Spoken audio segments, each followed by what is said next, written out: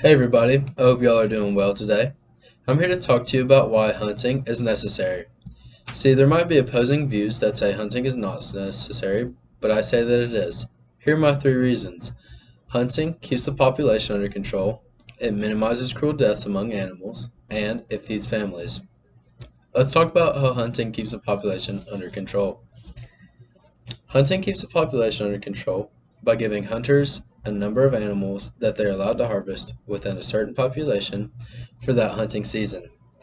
This is based on the number of animals within the herd and the number of hunters who have an up-to-date license.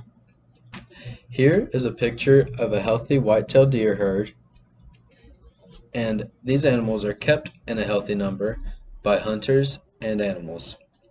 Hunters also hunt to keep the animal population down so their predators don't get too overcrowded. When there's overcrowding, it can lead to overflow into cities and it can lead to starvation. As stated by the Congressional Sportsman Foundation on their article about white-tailed deer management, hunting is still the most effective way to control a white-tailed deer population.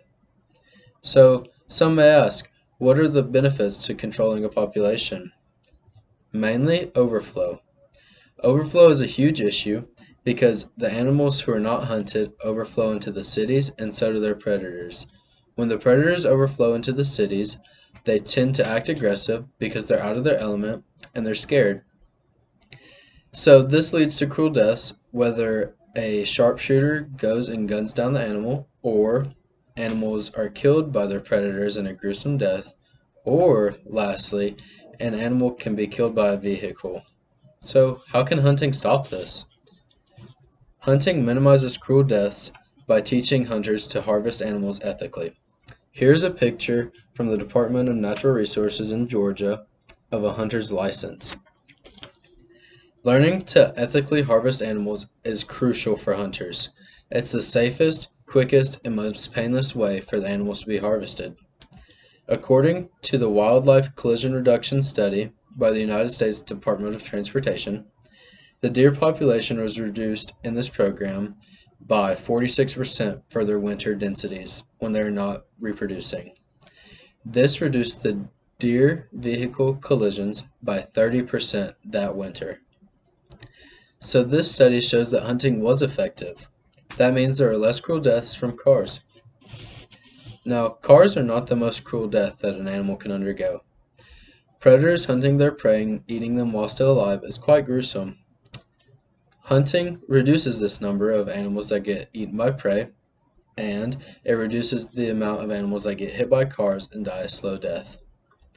How can this be beneficial? Well, one, there's less slow deaths, and two, there's meat to feed people. Now that we understand why hunting is humane, what happens to the meat afterwards? Hunting can feed families. Hunting does feed families. The meat's not wasted. Hunters can donate the meat to friends, or they can donate it to soup kitchens, but many hunters eat their own harvests. So, what does it look like when it's donated? Here's a picture of a soup kitchen who has donated meat. As stated by Michigan Live, written by Associated Press on November 29th, 2015, donations had grown 20% that year since 2008 to about 1.3 million meals. Donations are a very viable option, and the meat feeds the hungry, which can go to help solve the United States hunger issue, which is quite a real problem. Now, let's summarize what I've said. Hunting reduces the population, it minimizes cruel deaths, and it feeds families. I hope I was able to teach you why hunting was necessary. Thank you very much for your time.